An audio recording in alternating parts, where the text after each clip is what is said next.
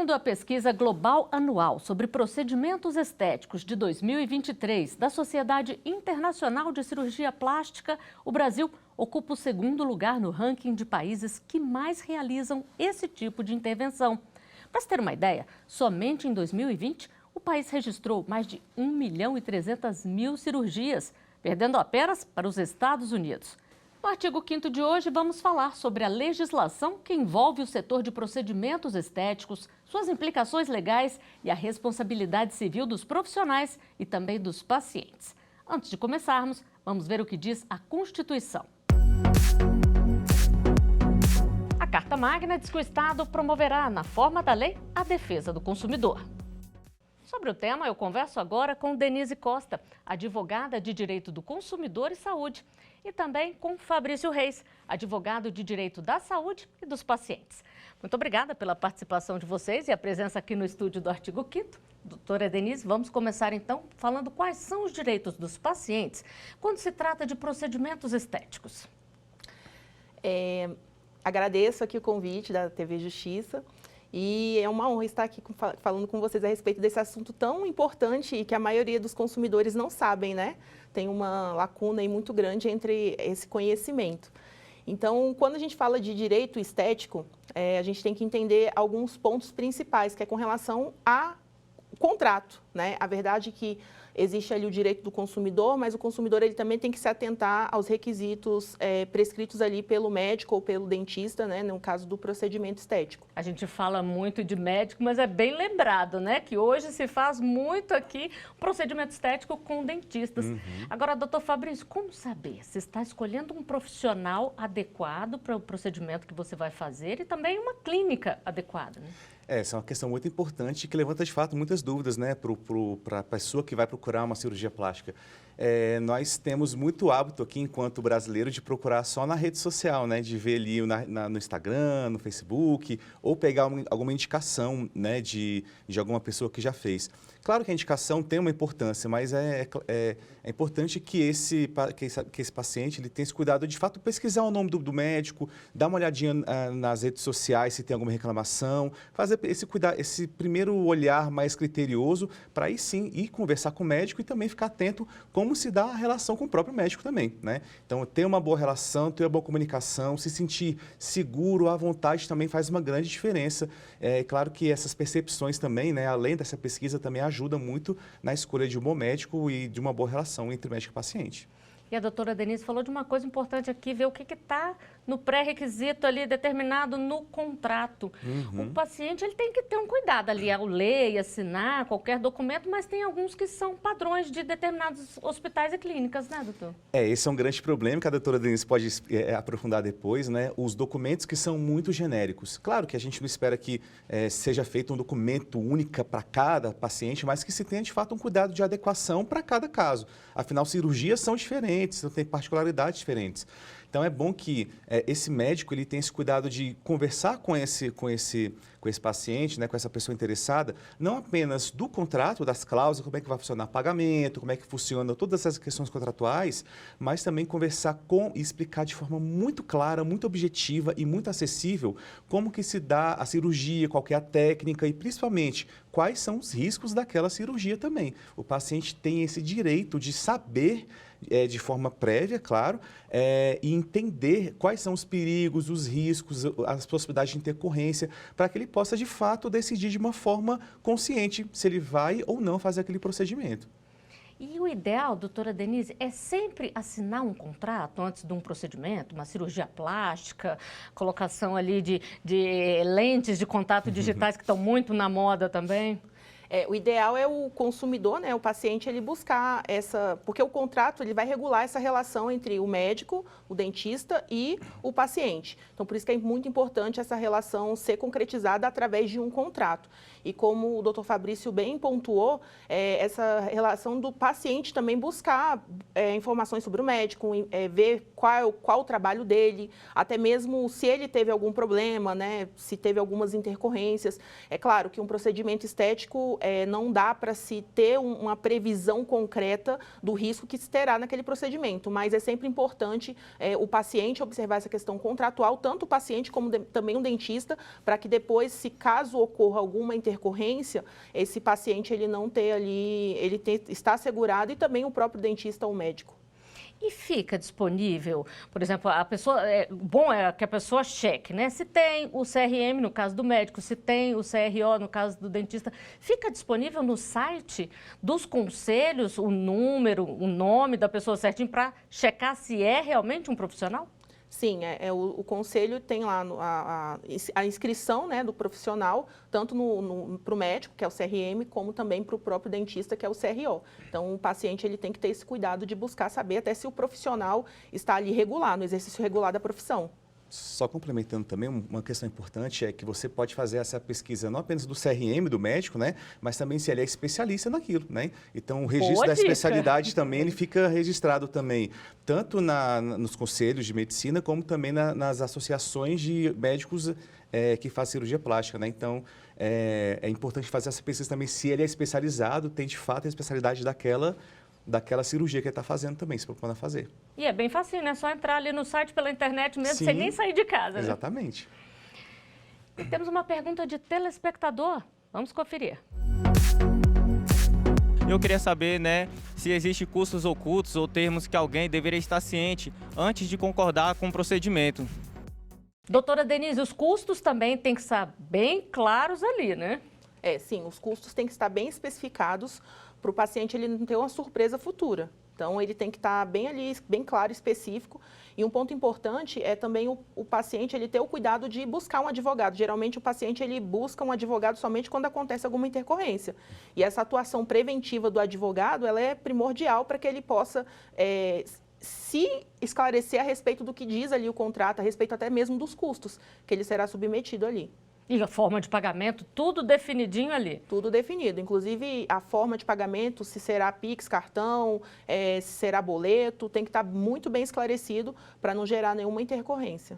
Doutor Fabrício, a gente está falando muito aqui da informação. Uhum. O que a lei, o Código de Ética das Profissões fala sobre essa questão do direito de informar que o paciente tem resguardado? Então, esse é um dos principais pilares da relação médico-paciente, né? Não apenas em procedimentos estéticos, mas em qualquer relação, né, de saúde.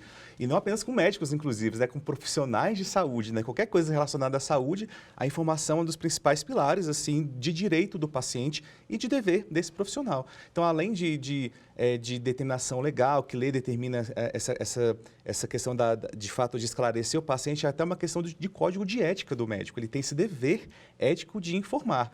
E a informação é uma questão até importante que dá para a gente bem longe aqui nesse tema. Não é apenas dar um termo genérico tirado da internet ou apenas falar uma coisa por alto. De fato, tanto que nós chamamos de um termo de consentimento livre e esclarecido. Por quê? O paciente ele vai ser empoderado, o médico vai dar as informações de uma forma clara e vai se assegurar que aquele paciente ele de fato entendeu, né, que não apenas recebeu aquela mensagem. Tanto que a gente sempre sugere aos médicos, né, por exemplo, que a assinatura de um termo de consentimento não seja no mesmo dia que seja entregue. Então, entregue o termo de consentimento, converse com o paciente, deixe ele para casa, pensar, refletir, volte em outro dia para confirmar se tem alguma dúvida, se ficou alguma questão, e aí sim você formaliza com a assinatura, porque esse é o principal ponto. Algumas vezes, judicialmente falando, alguns processos acabam sendo acionados na justiça e o médico pode acabar sendo responsabilizado não porque cometeu um erro, mas porque teve uma intercorrência que, mesmo não sendo erro, não foi devidamente informado e esclarecido aquele paciente. Isso pode gerar um dever de indenizar. Doutora Denise, e essa questão de informar não é apenas sobre os procedimentos, mas acho que sobre os riscos também é uma coisa fundamental, né? Porque o paciente ele tem que estar ciente ali se alguma coisa der errado ou até mesmo, né, o que pode acontecer.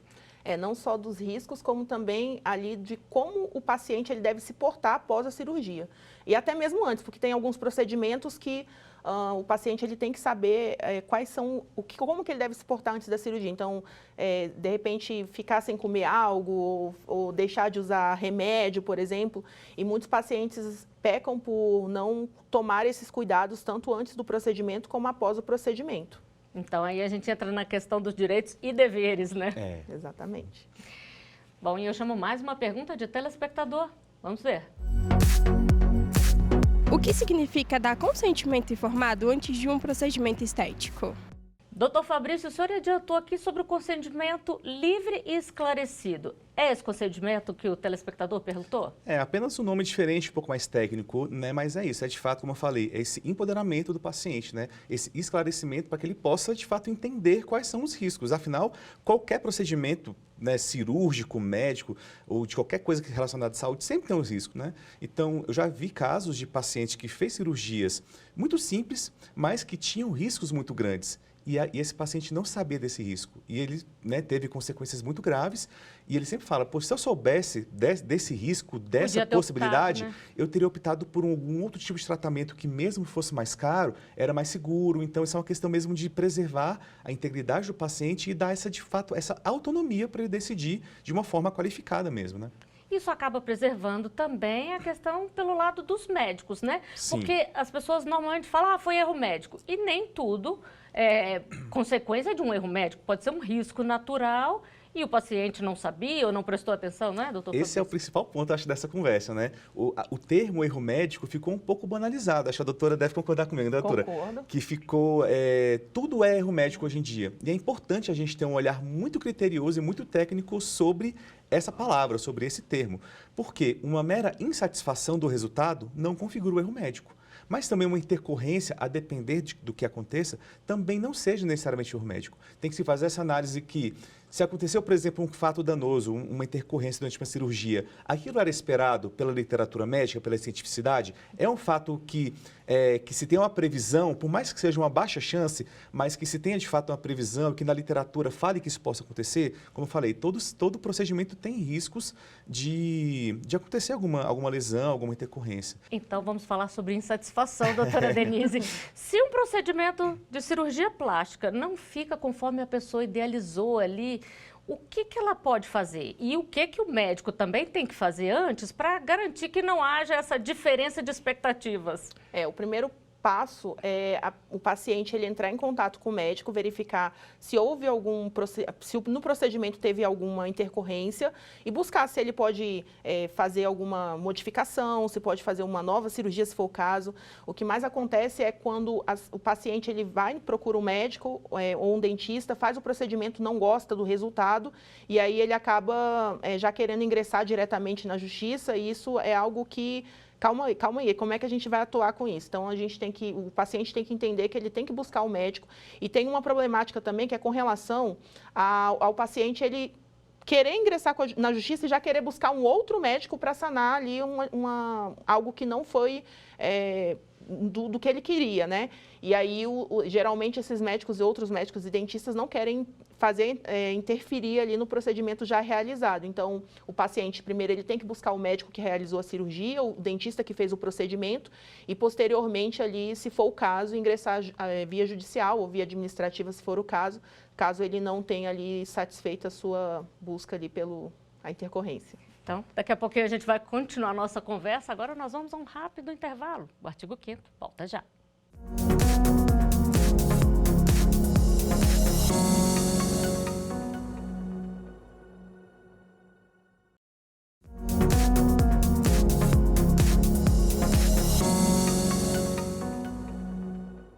O artigo 5º está de volta, hoje falando sobre a legislação que envolve o setor de procedimentos estéticos no Brasil. Segundo a Sociedade Internacional de Cirurgia Plástica, ocupamos o 2º lugar no ranking de países que mais realizam esse tipo de intervenção no mundo. Sobre o tema, eu continuo conversando com Denise Costa, advogada de Direito do Consumidor e Saúde, e também com Fabrício Reis, advogado de Direito da Saúde e dos Pacientes. E antes da gente continuar com a nossa conversa, eu chamo uma reportagem aqui da Rádio e TV Justiça sobre uma decisão que condenou clínica e médico a pagarem indenização a paciente após cirurgia plástica. O Tribunal de Justiça de Santa Catarina reformou a decisão de 1º grau, que não havia condenado o médico e a clínica. Ao analisar o recurso, o relator do caso teve outro entendimento. Considerou que o profissional não cumpriu com a obrigação do contrato. O resultado não foi atingido e ele não informou adequadamente sobre os riscos. Segundo a paciente, após a plástica para a redução das mamas, os seios ficaram com tamanho e volume diferentes. E mesmo após outro procedimento para a correção, não houve melhoria. O TJ catarinense condenou o médico e a clínica ao pagamento de indenização de cerca de R$60 mil por danos morais, materiais e estéticos. Doutora Denise, como é que funcionam esses processos de indenização? Existem precedentes jurídicos que funcionam aí, que ajudam? Sim, existem precedentes jurídicos que ajudam, né, para o paciente buscar uma indenização pelo procedimento mal realizado. E no processo judicial isso funciona de uma forma que tem que colher todas as provas, a gente chama de saneamento do processo, onde dá oportunidade para o médico, para o dentista se explicar, colher todas as provas ali relacionadas, exames, se for o caso, para buscar essa indenização por parte do médico e do dentista. E até mesmo da clínica também. Eu ia perguntar justamente isso para o senhor, doutor Fabrício, que tipo de prova o paciente tem que apresentar ali, além de exames, antes da cirurgia que ele realizou, o que mais que ele pode ter? O principal, eu acho que o coração de qualquer ação que trata de erro médico, de saúde, é sempre o prontuário médico. Ele é o principal documento. Por quê? O prontuário é onde vai estar tudo escrito. O pré-operatório, a operação e o pós-operatório. Então, em tese, né, numa normalidade, tem que ter todas as informações lá de forma muito técnica, muito pormenorizada. Então, é o principal documento que o paciente tem que ter. Lembrando, eu falo até diretamente aqui para os telespectadores que o prontuário é um documento do paciente e não é do médico nem da clínica. Então, todo paciente ele tem direito a ter acesso ao seu prontuário. Ele tem esse direito de poder buscar diretamente a clínica, o hospital e pedir uma cópia desse prontuário para si, inclusive sem dar qualquer tipo de justificativa. E tem um prazo para entrar com essa ação, doutor Fabrício? Então, o prazo normalmente é de 5 anos a partir da ciência daquele fato danoso, né? A partir de quando começa a aflorar as consequências negativas daquela cirurgia. Porque nem sempre o defeito ou a intercorrência, né, aquela questão, o erro de fato da cirurgia aparece imediatamente. Às vezes demora um tempo, às vezes é descoberto muito tempo depois por exames. Então, a partir do momento que a pessoa descobre aquele erro, aquele equívoco ou aquela consequência negativa, sequela no corpo, aí sim tem 5 anos para judicializar. Doutora Denise, a gente terminou o primeiro bloco falando dessa questão da insatisfação. Quando que um profissional dessa área estética pode ser responsabilizado em caso de insatisfação do paciente? Se ele deu a garantia ali, olha, você vai ficar desse jeito e não ficou. Existem casos assim? É diferente quando é um dano, mas e no caso da insatisfação? No caso da insatisfação, o profissional ele vai ter que buscar uma medida de modificar aquilo ali, para ficar como o esperado pelo paciente, até mesmo porque se ele informou que ficaria, e por isso que o profissional tem que ter muito cuidado com o que ele vai informar para o paciente. Porque se ele informa que vai ficar exatamente como aquela foto, geralmente quando o paciente ele procura um profissional, principalmente nessa questão de estética, de harmonização facial, eu quero ficar com o nariz da atriz tal, né? E aí o profissional... Como se isso fosse possível. Como se fosse possível, e às vezes, na maioria das vezes, não fica. Então, o profissional ele tem que ter um certo cuidado, porque se ele prometer isso para o paciente ele pode buscar os direitos dele. E o profissional, a gente vê muitas vezes, né, essa questão que a doutora Denise falou que o paciente já chega com uma foto ali. O profissional tem que explicar direitinho, né? Olha, isso aqui foi realizado porque cada organismo reage de uma forma, né? Falando de uma forma mais juridiquês, né? A cirurgia plástica ela é uma atividade de meio e não uma atividade de resultado. Ou seja, o médico, a princípio, ele não se compromete com um resultado específico. Não pode prometer. Afinal, cada corpo tem uma reação. Mas quando o profissional, esse médico, esse cirurgião plástico, ele faz, por exemplo, na rede social um antes e depois, ele fica prometendo... É muito comum hoje em dia a gente ver. Sim, né? E tem muita discussão nos CRMs, é uma questão que levanta muitas dúvidas ainda. Mas quando ele começa a colocar antes e depois, usa o software para falar, tem softwares que usa o rosto do paciente e já coloca a modificação e fala, você vai ficar desse jeito. Ele está prometendo. Ali você muda a natureza da cirurgia, porque ele está se comprometendo com o resultado e não com a técnica. Então, aí sim, o judiciário entende que aí pode ter essas possibilidades de responsabilização, caso, mesmo que não tenha erro, mas tenha essa insatisfação em face daquela promessa do resultado. O senhor falou das redes sociais. É permitido que o médico faça isso, essa propaganda, essa publicidade expressa ali com antes e depois nas redes sociais? Então, mudou recentemente, né? É uma coisa que tem muita discussão, mas assim, os médicos, eles podem fazer um antes e depois, mas com muito critério, né? Com uma série de cuidados, não pode expor paciente, não pode prometer, não pode fazer, por exemplo, uma supervalorização de um medicamento ou de uma técnica específica. Então, até é possível, mas com uma série de limitações e de cuidados que esse médico tem que ter. E qual legislação que regulamenta esses procedimentos? A gente, claro, tem o Código de Defesa do Consumidor, mas quais são as outras leis, doutora Denise? Aí tem a Constituição Federal, né, que garante ali, inclusive a Constituição Federal é o ponto principal, né, a gente fala como a Constituição Federal, mas assim, o consumidor, ele tem a proteção dele pela Constituição Federal de uma maneira muito ampla. Então, quando a gente fala da abertura do profissional, como o doutor Fabrício colocou, de ele ir para a rede social para garantir um resultado, ainda tem que ter bastante cuidado com relação a isso, por causa da promessa que ele vai oferecer ali para o consumidor, para o paciente. Então, nós temos o Código de Defesa do Consumidor, a Constituição Federal, os códigos de éticas do profissional, né, tanto do dentista como também do médico. E vamos à última pergunta que a nossa produção recebeu. Como a princípio da boa-fé se aplica ao consumidor em procedimentos estéticos e quais são as obrigações legais que o paciente deve cumprir? Doutora Denise, a gente já falou aqui, né, que o paciente também tem deveres, né? Então vamos lá explicar e responder. Primeiro, o paciente tem que olhar bastante o contrato, né? Se o profissional de saúde, médico dentista, ele não quiser fornecer esse contrato, é importante o consumidor buscar esse contrato para que ele possa analisar toda a fase do procedimento, tanto o antes da cirurgia como também após o procedimento. E também olhar esse termo de consentimento, se tiver alguma dúvida, sanar essa dúvida com o profissional de saúde, para que ele não possa ter nenhuma surpresa futura, tanto surpresa de buscar algo e não ser cumprido, e também com relação a ele estar ali, suprir a expectativa com relação ao procedimento que ele venha fazer. E em relação ao princípio da boa-fé? O princípio da boa-fé é um princípio muito interessante para o consumidor, e esse princípio da boa-fé, quando a gente entra nessa relação contratual, é bom colocar que tanto para o profissional da saúde como também para o consumidor.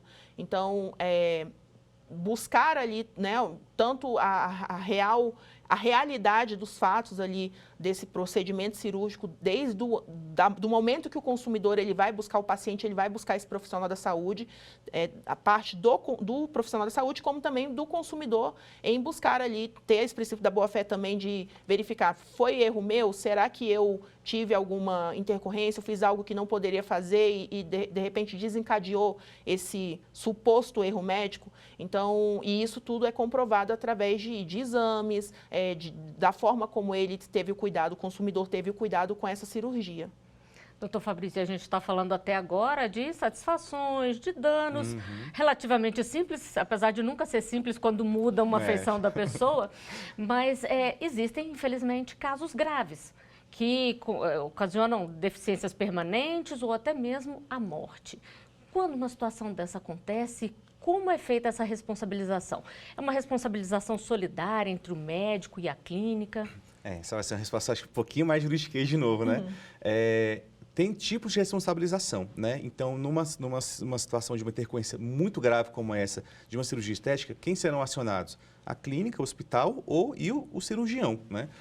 Os hospitais, as clínicas, né, a pessoa jurídica, ela tem o que a gente chama de responsabilidade objetiva. Isso é estabelecido pelo próprio Código do Consumidor e por algumas leis específicas também, dependendo do setor. Quando você tem essa responsabilidade objetiva, o paciente não precisa demonstrar efetivamente um sofrimento, um dano, nada do tipo. Tem que demonstrar que, de fato, teve aquele fato danoso, de fato, teve um erro, uma intercorrência, né? Então, querendo ou não, é um caminho um pouco mais encurtado, não que seja simples, claro, né? Mas é um pouco mais encurtado para se alcançar uma indenização, né? Já em relação ao cirurgião, a outros profissionais, é o que a gente chama de responsabilidade subjetiva, que é onde tem que fazer a comprovação da culpa. Então, eu falei numa resposta anterior que você tem que se observar se aquela intercorrência, aquela sequela é uma coisa que é esperada pela literatura ou se foi uma omissão, uma coisa errada, um equívoco feito pelo médico. E quando acontece, infelizmente, um óbito, aí tem uma investigação ainda mais exigente e rigorosa, né, doutora Denise? Aí tem uma investigação mais criteriosa para saber em que parte que deu esse dano, como o doutor Fabrício falou, em que parte que se deu o óbito desse paciente, se foi relacionado ao procedimento estético ou um próprio descuido do paciente. Bom, a gente tinha muito mais perguntas aqui, mas nosso tempo está chegando ao final. Eu quero uma dica rápida de cada um de vocês aqui do que o paciente tem que fazer para ele evitar qualquer problema. Doutora Denise. Primeiro, o mais importante é o paciente buscar, analisar esse contrato, ler tudo que está especificado no contrato e, se for o caso, buscar um advogado para que ele possa fazer essa análise junto com o paciente.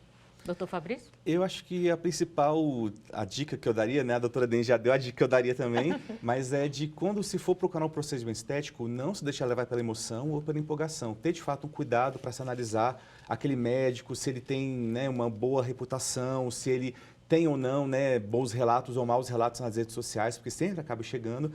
E ter calma, fazer tudo dentro do seu tempo, tomando os devidos cuidados e não ser precipitado.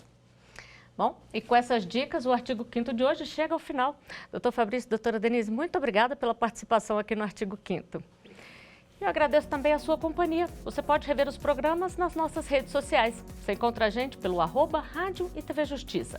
Estamos no YouTube, Twitter, Instagram e Spotify. Até o próximo artigo 5º. Tchau!